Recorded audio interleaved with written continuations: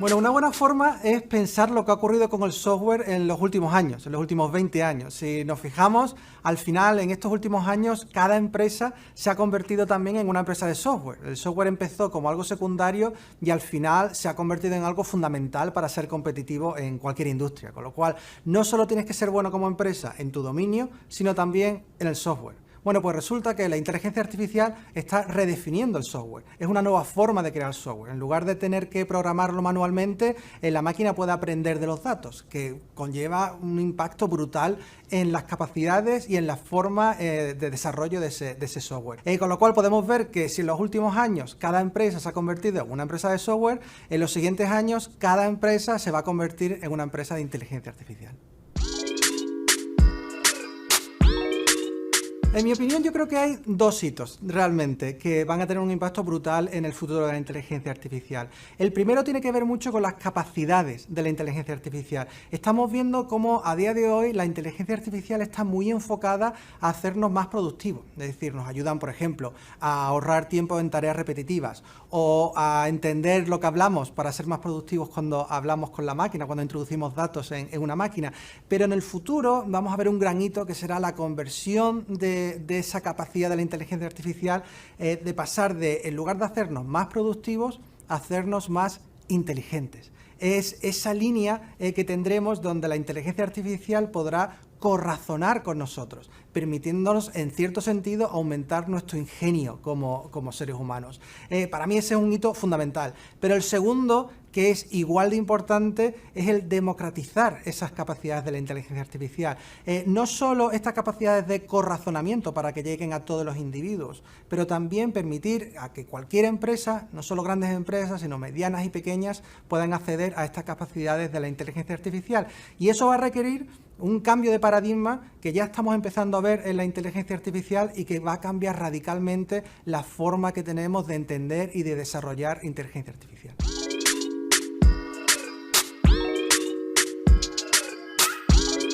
Por supuesto que sí. De hecho, hay una correlación súper clara. Con la revolución industrial lo que conseguimos fue crear máquinas que permitían amplificar nuestra fuerza humana, es decir, que permitían escalar procesos manuales para aumentar la producción por cada persona, por cada individuo. Y eso lo que hizo en la sociedad fue el incremento de productividad por el individuo, lo que hizo en general fue aumentar la prosperidad y el crecimiento económico. El paralelismo con la inteligencia artificial es muy claro. Lo único distinto es que en este caso no aumenta nuestra fuerza como humanos, aumenta nuestra inteligencia. Pero si lo pensamos, es una nueva dimensión que abrimos a este proceso que también nos permitirá aumentar claramente la productividad por cada individuo y por tanto también una gran oportunidad para fomentar y para mejorar y crecer la economía. Es fundamental que actuemos ahora, tanto en España como en Europa, para poder subirnos a ese carro tan importante que va a sentar las bases no solo para la actualidad, sino también para los próximos años, décadas y, por qué no, incluso siglos.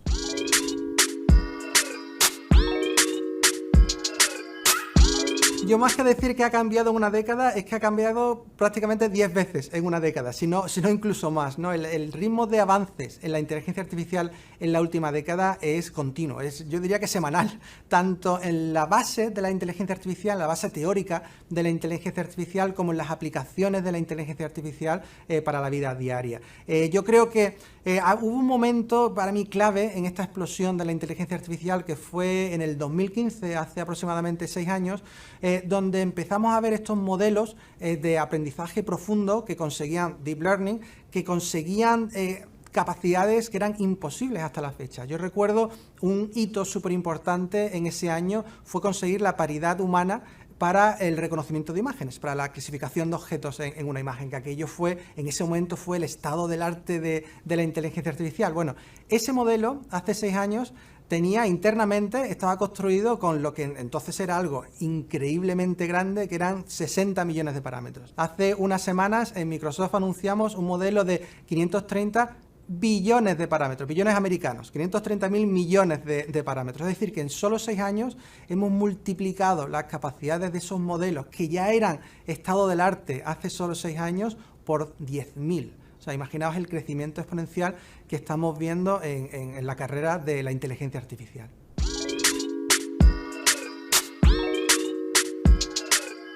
Bueno, yo creo que la pregunta es más bien en qué sectores no será indispensable, porque la inteligencia artificial va a cambiar cada sector y cada función dentro de esos sectores, ¿no? A mí me gusta utilizar un modelo que usamos en Microsoft para identificar los escenarios de inteligencia artificial en una empresa. Y el modelo que usamos, el marco que usamos, tiene cuatro elementos. El primero es clientes, es decir, es cómo puedes utilizar inteligencia artificial para mejorar la relación con tus clientes, para entenderles mejor sus necesidades y para actuar en base a esas necesidades. El segundo es procesos, es decir, cómo utilizar inteligencia artificial para mejorar, para optimizar tus procesos internos en la compañía. El tercero, empleados, cómo puedes hacer a tus empleados más productivos con inteligencia artificial. Y el cuarto es productos, qué productos o servicios puedes redefinir utilizando inteligencia artificial. Bueno, ahora dime qué sector no tiene clientes, procesos, empleados o productos. Son todos, ¿no? Con lo cual realmente va a cambiar fundamentalmente todos los sectores de la industria.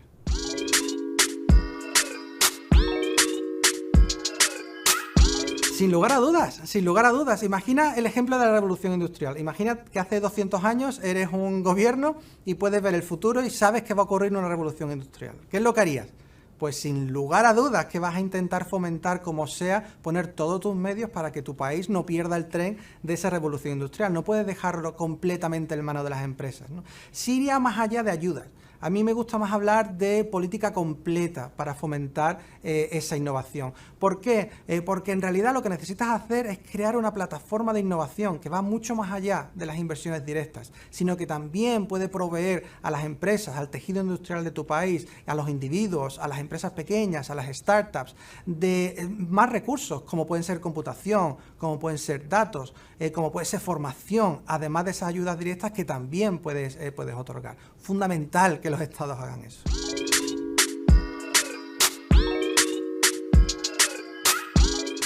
Sí, por supuesto que sí. ¿Por qué? Porque igual que la inteligencia artificial va a tener beneficios muy importantes para la sociedad, también trae sus propios retos muy complejos, como el sesgo, la transparencia, la privacidad, la responsabilidad de las acciones o de las decisiones que se toman utilizando un algoritmo de inteligencia artificial. Todos estos temas son muy complejos y además se vuelven críticos conforme la inteligencia artificial va teniendo un impacto mayor en los individuos. Impacto no solo seguridad física, sino también acceso a oportunidades, impacto económico o incluso podemos hablar del acceso a la información que también puede estar regido por inteligencia artificial. Es fundamental que los gobiernos tengan un papel mucho más activo en esa legislación y que no recaiga todo en las decisiones que tomen grandes tecnológicas o empresas, que sea un trabajo de conjunto y que simultáneamente, tal y como vayamos avanzando en el desarrollo de la inteligencia artificial, esté soportado, esté ayudado y legislado por una regulación que garantice los derechos de los individuos.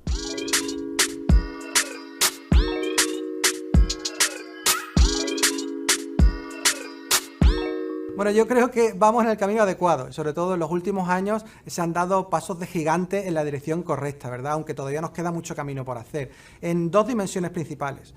Primero, la dimensión regulatoria. Es decir, cómo los gobiernos están haciendo mucho más por legislar para garantizar esa privacidad de los datos, ¿no? Y regiones como Europa, siendo líderes en el mundo con la legislación alrededor de la regulación de protección de datos, donde no solo para Europa, sino para el mundo entero ha sido un ejemplo y muchísimos otros gobiernos lo están utilizando como modelo a seguir en su propia legislación. Pero luego también en el plano tecnológico. Hemos visto en los últimos años un foco especial en tecnologías que van a ayudar a la inteligencia artificial a ser más responsable con el dato. Tecnologías como tecnologías de cifrado muy básicas, donde tecnologías como el cifrado homomórfico nos va a permitir ejecutar algoritmos de inteligencia artificial encima del dato cifrado de los usuarios. Tecnologías que nos permiten, por ejemplo, garantizar la privacidad en grandes conjuntos de datos, que es un escenario muy común en inteligencia artificial. Con tecnologías como la privacidad diferencial podemos ayudar a crear estos grandes conjuntos de datos y respetar a la privacidad de los usuarios que forman parte de él. Y también tecnologías que nos permiten unir múltiples empresas, que es muy común, por ejemplo, ese escenario en la sanidad, donde múltiples organizaciones quieren entrenar sus algoritmos con un pool de datos, con un conjunto de datos, sin tener que dar sus datos a los demás, es decir, manteniendo la privacidad de sus datos. Imaginar el escenario de un hospital, donde puede venir una federación de hospitales, entrenar sus algoritmos con los conjuntos de datos en común, sin tener cada uno acceso a los datos de los demás, ¿no? Tecnologías clave que nos van a permitir seguir avanzando en esa privacidad del dato conforme vayamos desarrollando inteligencia artificial.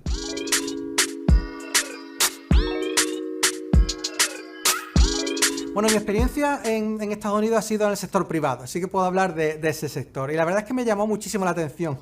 Cuando lo comparaba con otras empresas en las que trabajé en Europa, el venir a Estados Unidos y en particular a Microsoft, sí me di cuenta que tenían una forma distinta de ver esa innovación. Y era distinta porque la llamamos aquí en Microsoft innovación de espectro ancho. Y básicamente lo que queremos decir es que estamos interesados en todo el espectro de la innovación, desde la investigación más teórica hasta la innovación más pegada a productos actuales, más cortoplacistas.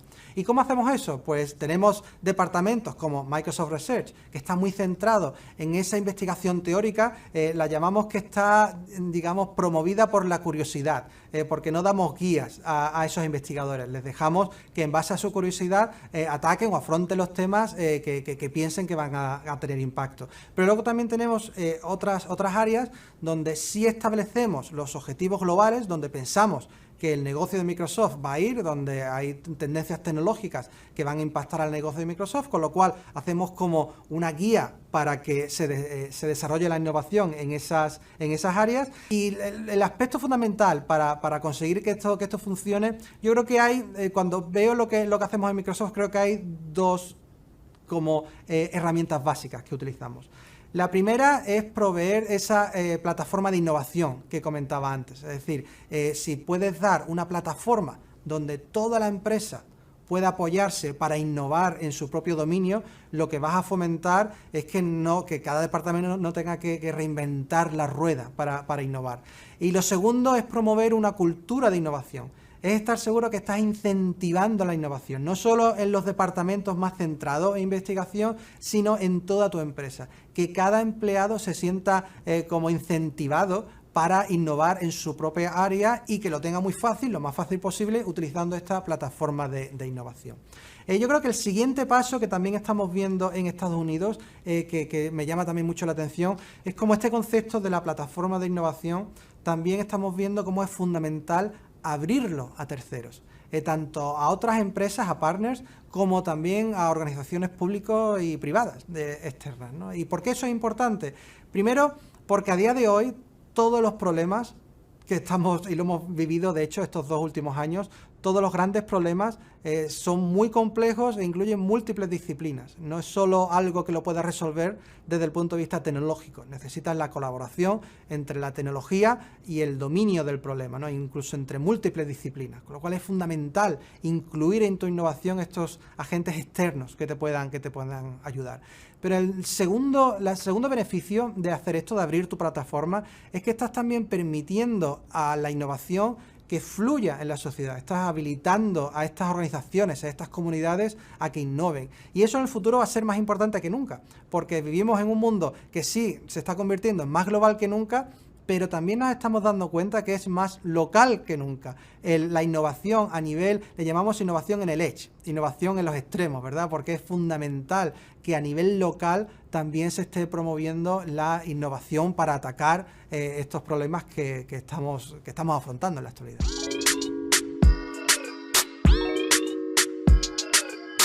Bueno, la verdad es que estamos en un momento muy interesante de la inteligencia artificial, si lo pensamos. Y es una gran oportunidad para Europa para liderar esa transformación.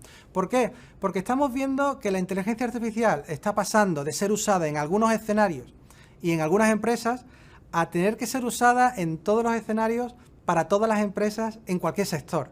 Y esa es una transformación radical que como región en Europa podemos afrontar y podemos liderar, ¿no? ¿Cómo hacerlo? Pues volvemos a lo de siempre, es dar esa plataforma de innovación, es ayudar a tu tejido industrial, ayudar tanto a empresas como a organizaciones públicas o privadas, o incluso a individuos, el que puedan innovar encima de esta plataforma para afrontar esa gran transformación que vamos a vivir en la inteligencia artificial. Y no solo hablo a nivel técnico, el otro gran aspecto, por supuesto, es la formación. Cómo podemos preparar a la formación, cómo podemos crear una formación que prepare a nuestra sociedad a afrontar también ese gran cambio que vamos a vivir en la inteligencia artificial. Cómo podemos formar nuevo talento, cómo podemos mantener el talento excelente que tenemos tanto en España como en Europa, y cómo podemos no solo eso, sino también atraer talento de fuera. Yo creo que España en ese aspecto sería un foco, un imán para profesionales del mundo entero que quieran trabajar en la inteligencia artificial, si somos capaces de hacerlo atractivo para que vengan y nos puedan también trabajar con nosotros en esta gran transformación que podemos liderar en el país.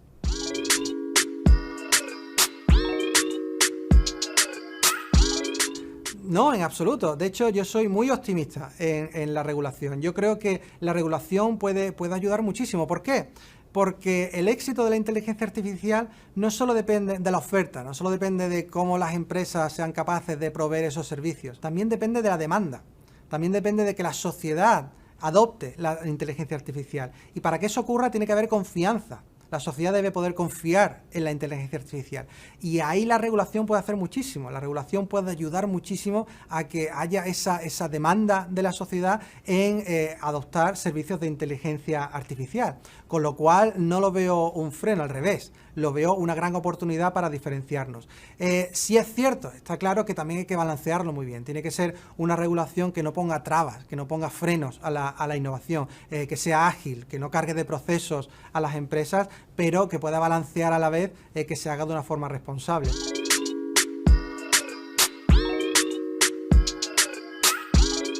Por un lado, investigación centrada en el futuro del fundamento teórico de la inteligencia artificial, es decir, esa base teórica que va a crear la inteligencia artificial del futuro.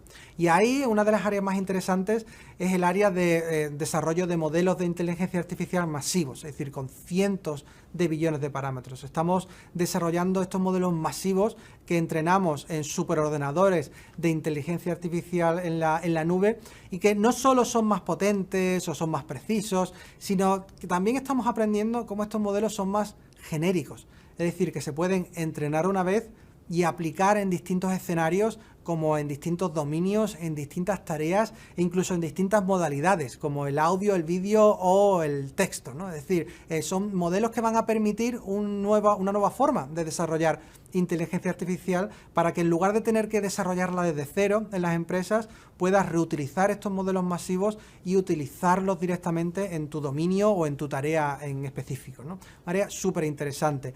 Luego, relacionada con esta y por supuesto otras muchas áreas dentro de la parte más teórica de la inteligencia artificial, en áreas como sistemas autónomos, cómo podemos crear una plataforma que pueda permitir a las empresas, que pueda ayudar a las empresas a crear esos sistemas autónomos, esos sistemas físicos autónomos. A tecnologías, por ejemplo, en áreas como la inteligencia aumentada.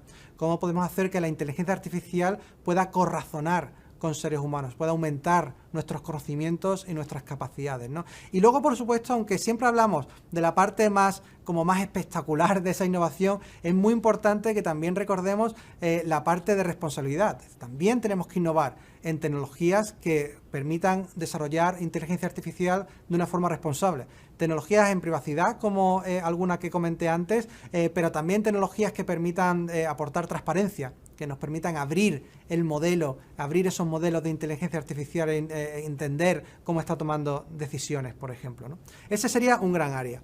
El segundo área es el área de la inteligencia artificial aplicada.